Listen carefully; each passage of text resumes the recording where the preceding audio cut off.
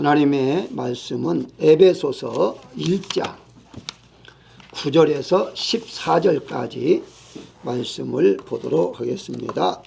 그 뜻의 비밀을 우리에게 알리신 것이요 그의 기뻐하심을 따라 그리스도 안에서 때가 찬 경륜을 위하여 애정하신 것이니 하늘에 있는 것이나 땅에 있는 것이 다 그리스도 안에서 통일되게 하려 하심이라.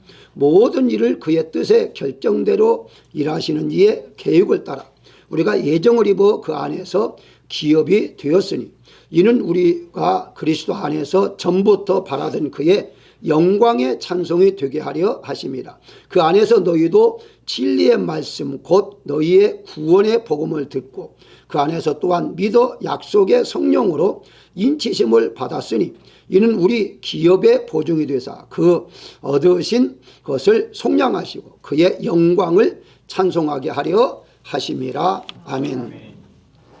9절 말씀에 보면 경륜이라는 단어가 나오는데요. 아마 이 경륜이라고 할 때에 자주 들어보지 못한 단어일 것입니다. 그런데 이 번역이 아주 참 이렇게 현대어로 번역하기도 참 어려운 것이 바로 경륜이기 때문에 개역성경이나 개정 또 기타의 번역들이 거의 대부분이 그냥 경륜으로 번역하고 있음을 볼 수 있는데요. 자, 그러면 경륜에 대해서 어떤 건가? 9절에 보니까 그의 뜻의 비밀을 우리에게 알리신 것이요 라고 말하고 있습니다.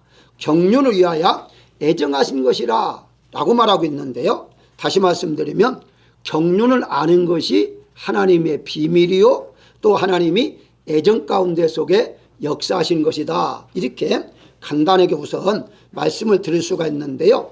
골로새서 1장 25절에 보게 되면 바울이 이런 고백을 합니다. 내가 교회 일꾼 된 것은 하나님 내게 주신 직분이라고 개정성경에 번역했는데요. 여러분들이 고쳐놓으면 됩니다. 원문에는요 경륜으로 되어 있어서요 개역성경에는 잘 번역이 됐어요. 그냥 경륜을 번역했는데 이번 새 번역에서 이렇게 이 직분으로 번역하다 보니까 내게 주신 직분이라고 해서 따라 하나님 말씀을 이루라 하심이라 라고 말하는데 하나님 말씀 이루는 건요 내가 이루는 것 같아도요 하나님 경륜 즉 하나님이 이루어 주시는 것이지 나는 단지 말씀에 순종하고 따르는 것 뿐이에요. 그게 결국 가서는 직분에 따라 내가 하는 것이 아니라 하나님 하시기 때문에 직분보다는 경륜으로 번역하는 건 훨씬 더 원문적이다. 이렇게 이제 보시면 되는 것입니다. 자, 그렇다면 예수님께서 하나님의 뜻을 이루기 위해서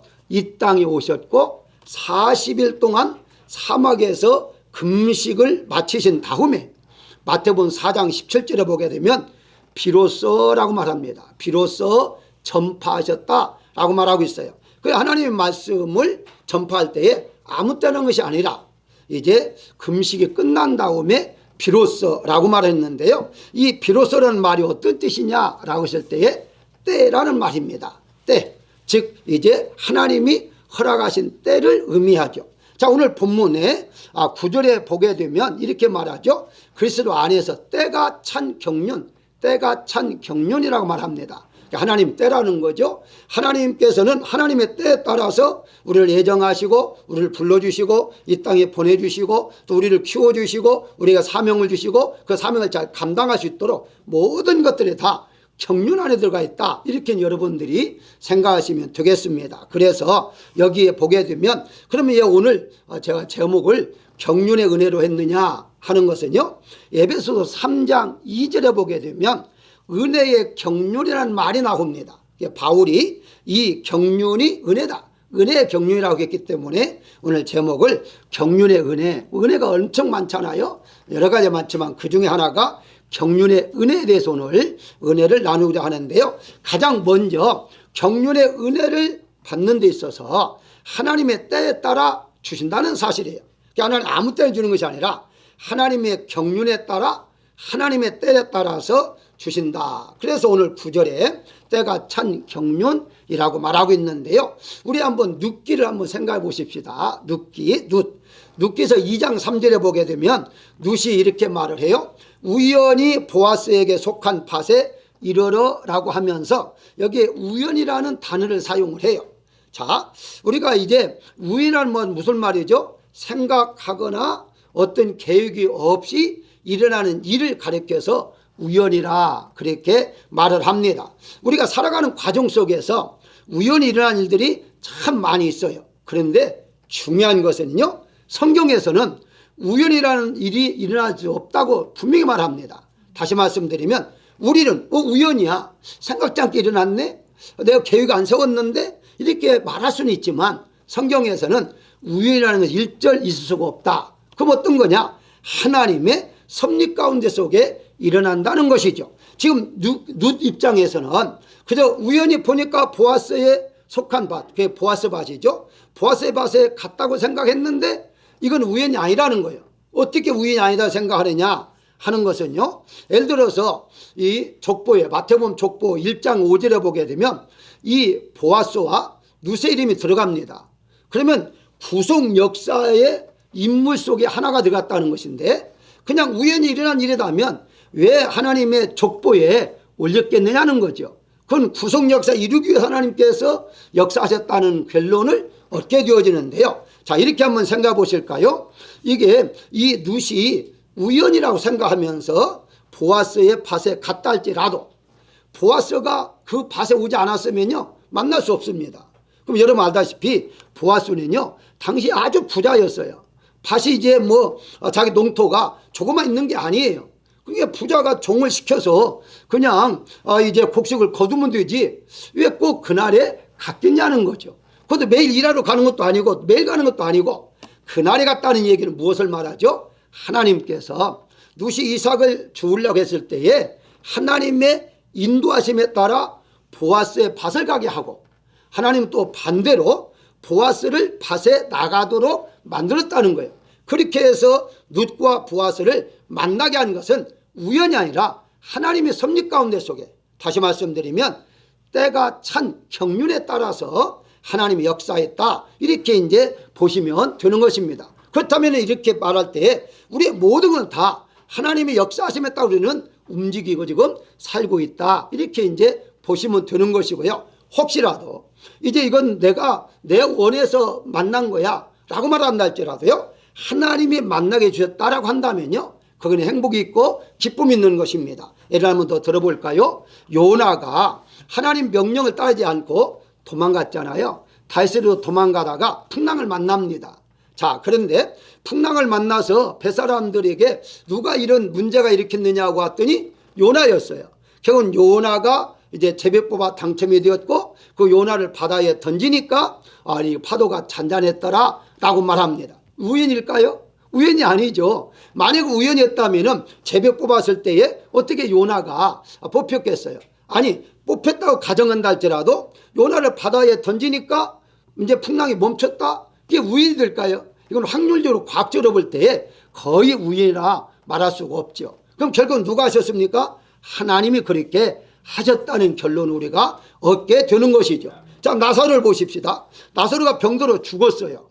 자, 이것이 우연히 병들었습니까? 아니, 성경에 보니까 요한복음 11장 4절에 보니 이 병은 죽을 병이 아니라 하나님의 영광을 위함이라 분명히 나와요. 무슨 말입니까? 죽을 병이 아닌데 죽었어요. 그것은 무엇을 말합니까? 바로 하나님께서 죽었다가 다시 살리기 위한 하나님의 섭리가 그 속에 있었다는 것이죠. 분명히 성경이 말을 해요. 이 병은 죽을 병 아니에요. 근데 죽었잖아요. 그리고 무덤 속에 들어갔는데 이 시체가 썩어서 냄새날 정도가 되었잖아요. 누구나 다 봤을 때에 이건 죽었어요. 죽을 병에 걸려서 죽은 거예요. 그런데 하나님께서는 죽을 병이 아니라는 거예요. 무엇을 말하죠? 하나님의 영광을 위해서 잠시 죽었다가 살아나게 함으로 말미암아 하나님의 살아계심을 많은 사람에게 느끼게 하기 위한 하나님의 역사였다라고 볼 수가 있습니다. 한 명 더 소개해 볼까요? 사르밧 여인, 잘 알잖아요.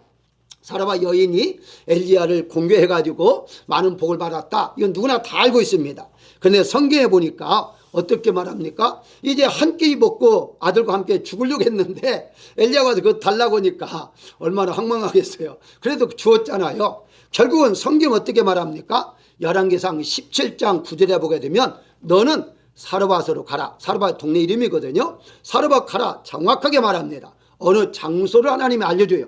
그거 끝나지 않습니다. 거기 가서 유하라 그러면서 그곳에 가부에게 명하여 너를 공개하게 했다라고 말합니다. 하나님이 준비해 놓으셨어요. 그런데 이 사르밧 여인은 몰랐던 거죠. 자기가 하나님 앞에 선택받아서 지금 하나님이 나를 엘리야를 통해서 앞으로 이 흉년을 잘 견딜 수 있겠다는 것을 전혀 몰랐죠. 그런데 하나님께서 이미 다 만들어 놨다는 거예요. 그러고 난 다음에 엘리야를 보내서 사르밧 여인을 만나게 하고 거기에서 3년 이상 바로 먹을 것이 풍부하게 먹으면서 흉년을 지낸 걸 볼 수 있습니다. 우연일까요? 우연히 엘리야가 거기서 만납니까? 아니잖아요. 이 모든 것이 다 하나님의 역사심에 따라서 만남을 통하여 하나님 뜻을 이루어 가셨다는 사실을 볼 수가 있습니다. 그렇다면 여러분들의 가정에서도 적용시키면 됩니다. 아내를 만난 거나 남편을 만난 거 우연이 아닙니다. 하나님의 섭리 가운데 속에 저런 사람이 하나님 만나게 해줄까? 아니 저런 사람이다 난 어떻습니까? 아니 자기를 바라보야죠. 자기를 바라보면 바로 하나님이 다 알아서 만나게 하는 것이지 엉뚱하게 만나게 하지는 않는다는 사실이에요. 자녀도 하나님이 보내줬습니다. 부모 만나는 것도 하나님이 하신 것이지 내가 선택해서 부모를 만납니까? 내가 선택해서 자녀를 만납니까? 우연입니까? 절대 그렇지 않다는 거예요. 오늘 여기에 모여서 하나님 앞에 예배드리는 여러분들이 저와 여러분 만난 것도요 우연이라고 보지 마십시오. 지나가다 간판이 있으니까 내가 들어 예배드렸다 그렇게 생각하지 마십시오. 하나님께 애정 가운데 속에 하나님의 계획 속에 분명히 오늘 말씀했던 본문에 계획 속에 역사하심에 따라라고 말하잖아요. 결국은 하나님께서 모든 걸 다 계획 속에서 만남을 통해서 영광을 돌리게 했다는 사실입니다. 그래서 저는 여러분 만난 것이 행복하고 여러분들 저를 만난 것을 행복하게 느끼십시오. 왜냐하면 하나님이 만나게 해주셨기 때문이라는 사실입니다. 그래서 우리가 경륜의 은혜는 하나님의 때에 따라서 바로 우리에게 주시는 것이기 때문에 모든 것들도 하나님 앞에 영광을 돌리며 감사하며 우리가 살아가야 할 것입니다. 두 번째 생각할 것은 경륜의 은혜는 사람을 통해서 주신다는 사실인데요. 사도행전 16장을 자세히 보게 되면요. 바울과 실라가 복음을 증거하다가 감옥에 갇혔잖아요. 자, 여기에 보게 되면 그 속에서 한밤중에 기도하고 찬송함에 죄수들이 들었다라고 그래요. 자, 여기까지는 좋았습니다. 자, 매를 맞아서 정말 몸이 얼마나 아픕니까? 그걸로 끝나지 않았어요. 발은 착고라고 했는데요. 착고라는 단어가 옛날 단어예요. 요즘 단어는 아닙니다. 한마디로 쇠소랑에 묶어가지고 구멍을 이렇게 팠는데 구멍 속에 양발을 넣은 거예요. 너 꼼짝없이 움직이지 못하게 한 거예요. 몸은 아프죠. 몸은 움직일 수가 없어요. 그럼에도 불구하고 입은 안 막아놨잖아요. 그러니까 입을 안 막아놔서 입을 열어서 기도하고 찬송하는 거예요. 그때 하나님의 놀라운 역사가 일어났는데요. 옥토가 움직였고 감옥문이 열렸고 수사들 다 풀렸다라고 말합니다. 매여있는 수사들 다 풀리라는 역사가 일어났어요. 자, 이렇게 하나님께서 역사를 하신 이유가 어디 있을까요? 그걸 우리가 알아야 돼요. 사람을 통해서 하나님 경륜의 은혜를 끼쳐주시는데요. 거기 16장 31절에 보게 되면 그 간수가 어떻게 할까라고 말했을 때에 이 바울이 주 예수를 믿어라. 그리하면 너와 내 집이 구원을 받으리라 라고 말을 해요. 이 말은요 금방 지나가서 이해하면요 그럴 수 있겠다라고 생각할 거예요. 그런데 그 내용의 사건은요 자세한 우리가 생각해 보자 이것이죠. 자, 당시에는요 이 죄수가 감옥에 갇혀 있을 때에 간수가 잘 관리를 해야 해요. 만약에 죄수가 탈옥하잖아요. 그러면은 그 죄수가 만약에 사형수다 하면은 간수를 사형시켜요. 로마 법이 그랬어요. 그러니까 이 간수 입장에서는 지금 죄수들이 다 달아나고 있잖아요.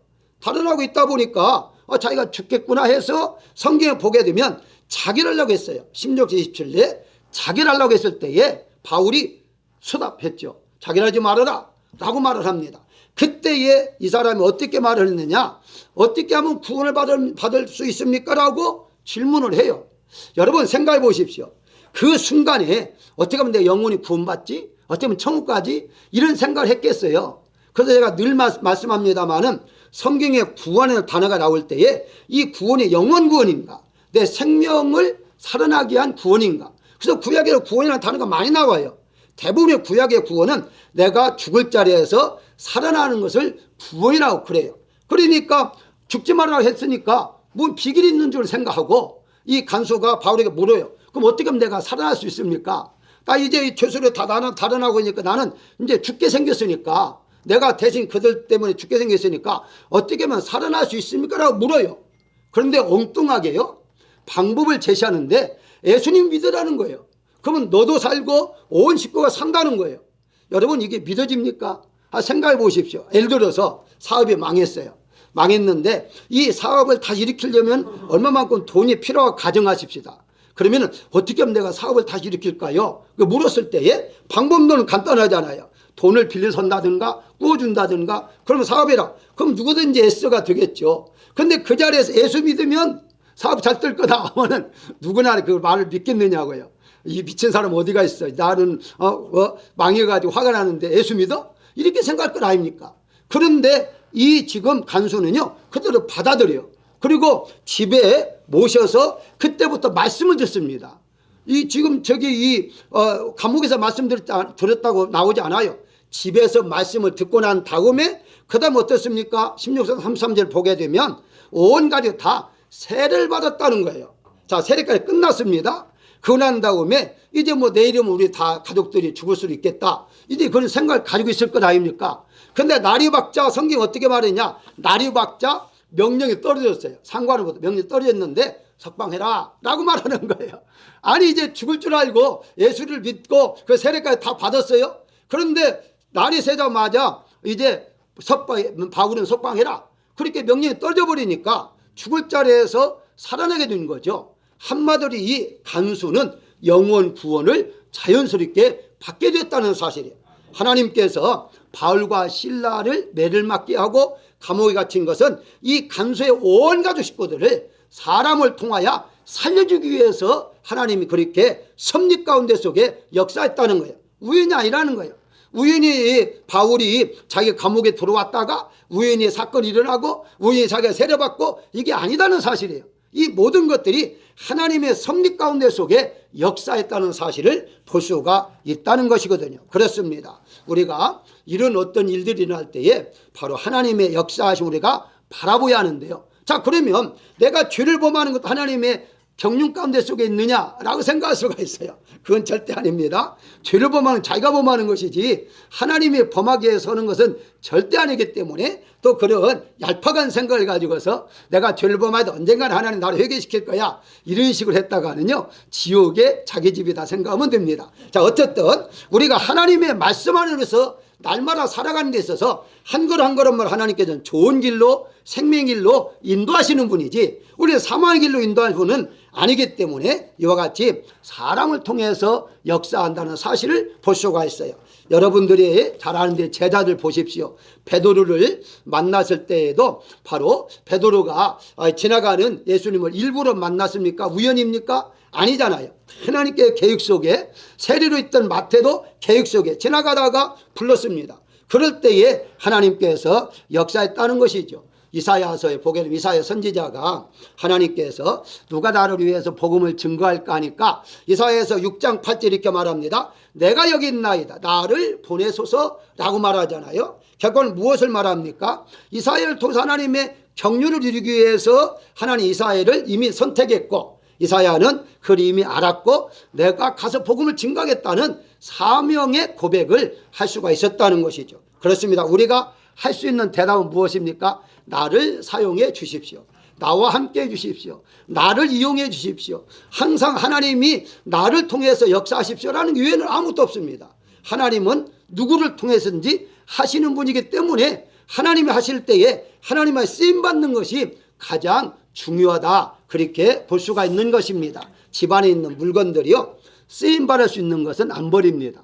그리고 현재는 쓰임받지 않아도 앞으로 쓰여질 물건은요 안 버려요. 안 버립니다. 아무리 많은 것 따라 버리잖아요. 왜? 아깝잖아요.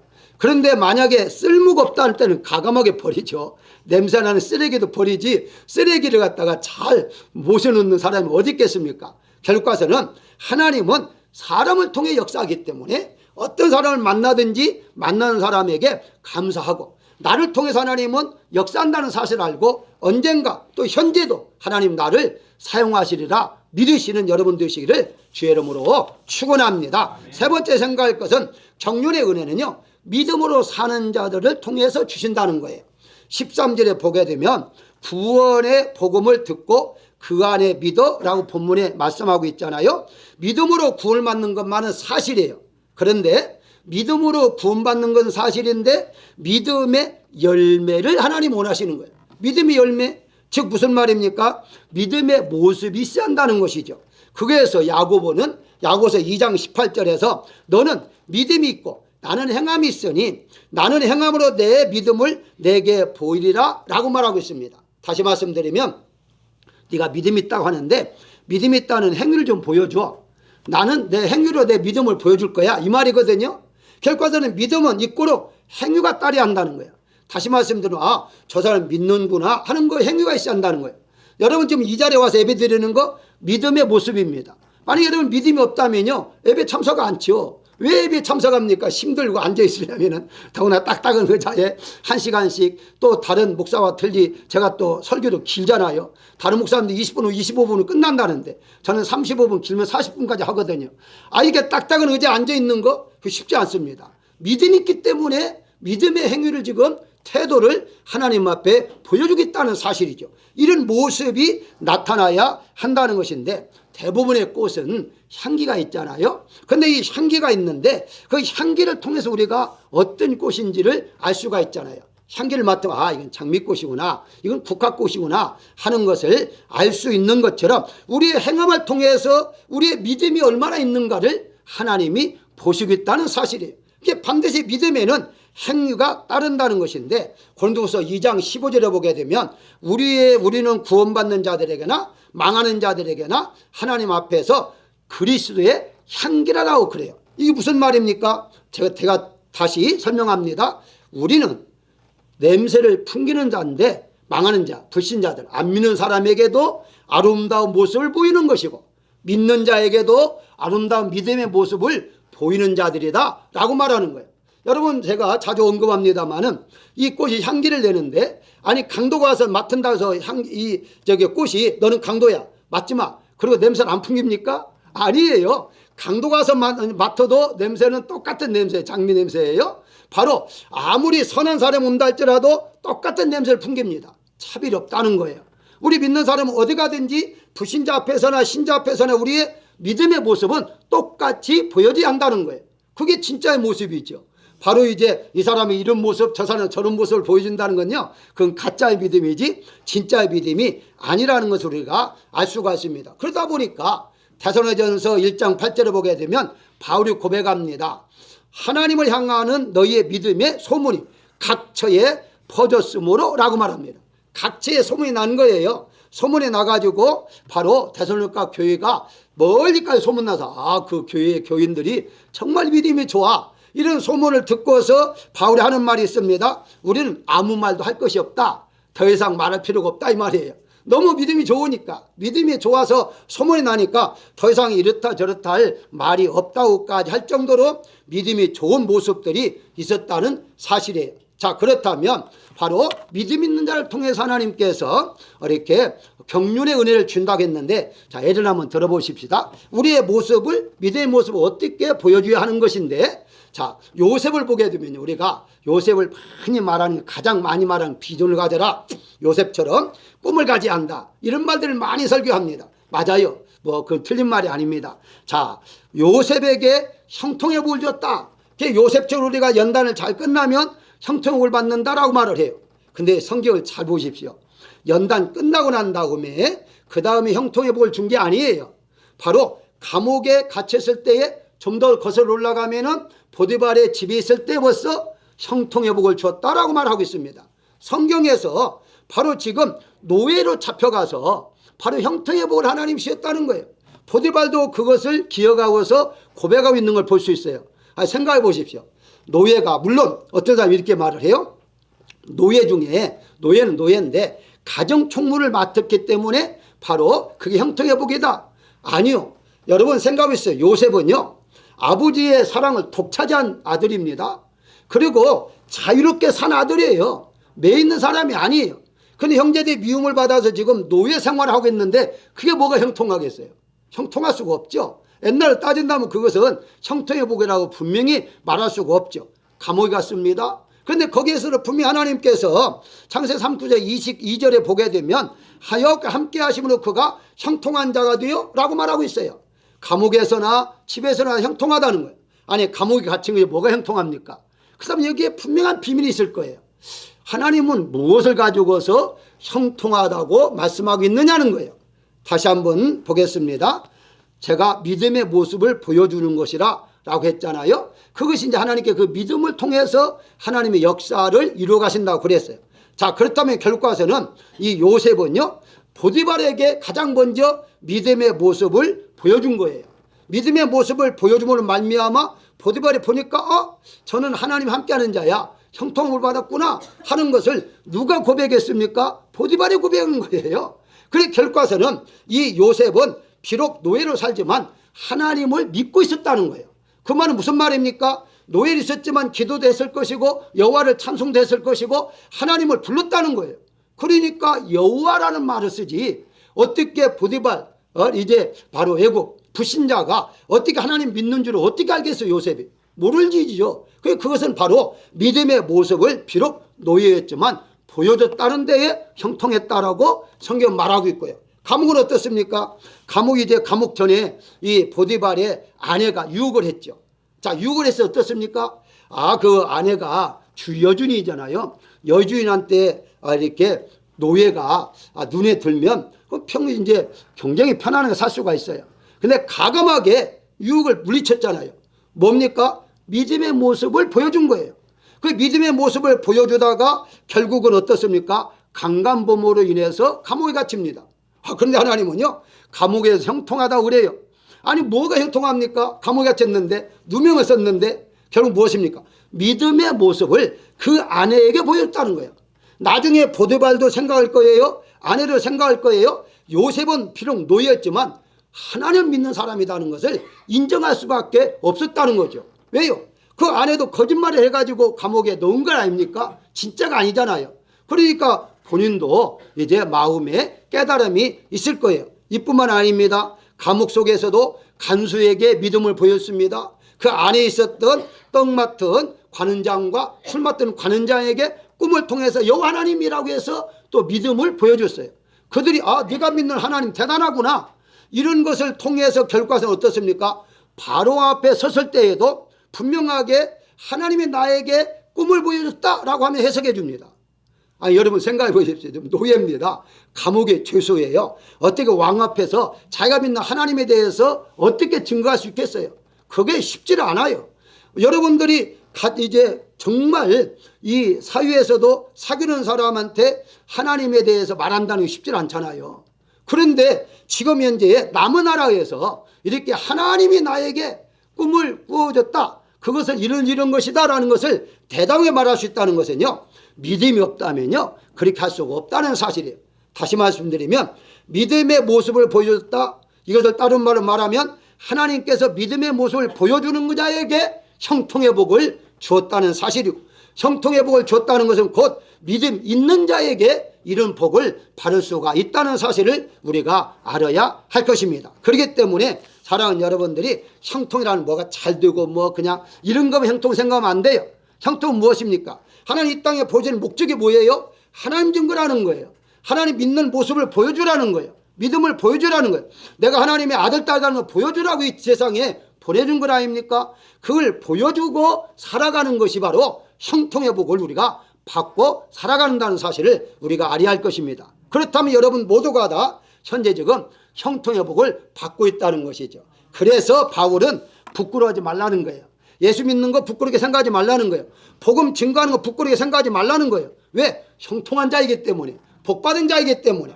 그래서 우리는 항상 형통의 복을 받으면서 다 이제 이제 당당하게 우리는 하나님 예수를 믿는 사람이라고 말할 수가 있어야 한다는 것입니다. 마지막으로 경륜의 은혜는 교회를 통해서 하나님이 주시는데요. 에베소 3장 4절에 보게 되면 그리스도의 비밀이라고 말하면서요, 바로 오늘 1장을 자세히 한번 보시면 안에서라는 단어를 한번 여러분들이 눈여겨보시길 바랍니다. 여기 1장에 보게 되면 먼저 1절부터 예수 안에서, 3절에 그리스도 안에서, 4절에 그리스도 안에서 계속해서 11번이나 안에서라는 단어가 나와요.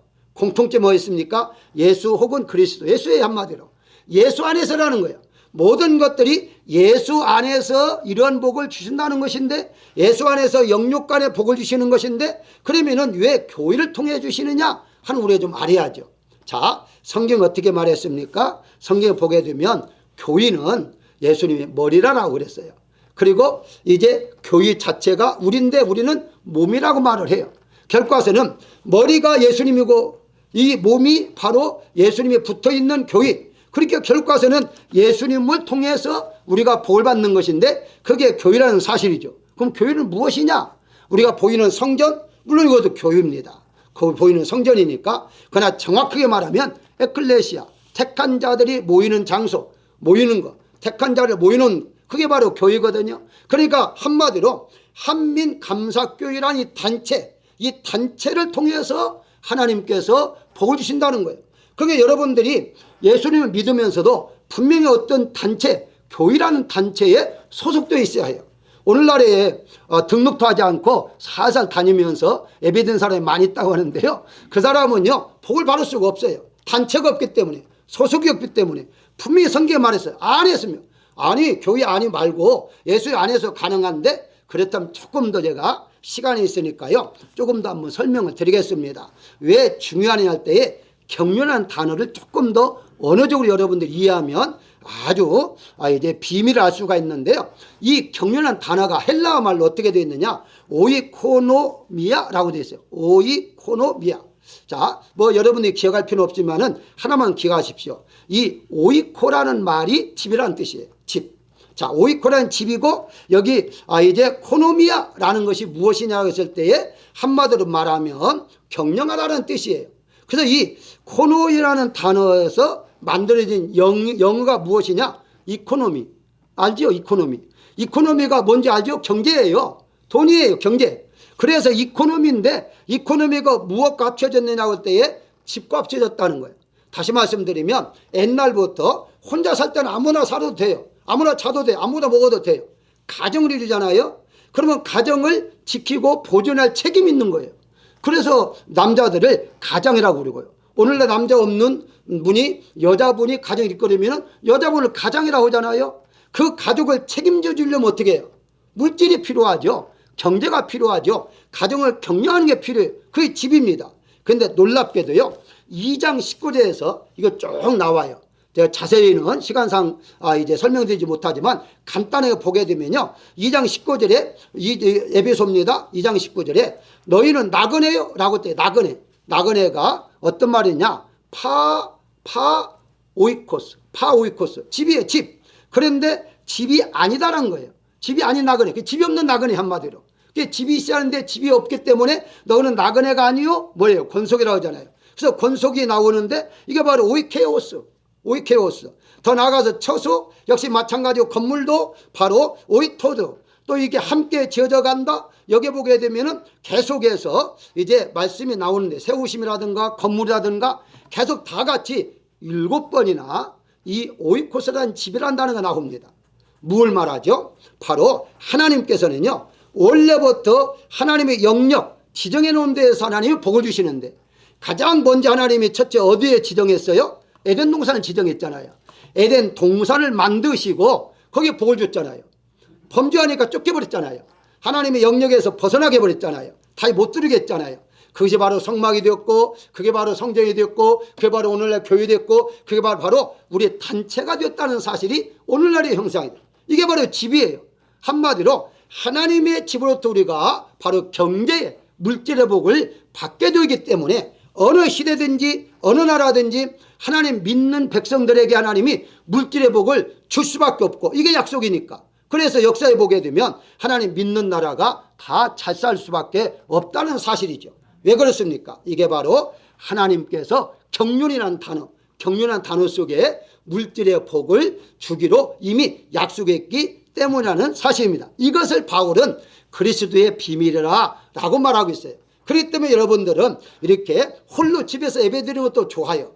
그리고 뭐 어디 소속되지 않고 나는 이제 마음으로 하나님 믿어야만 따로 좋아요. 그런데 성경은 아니에요.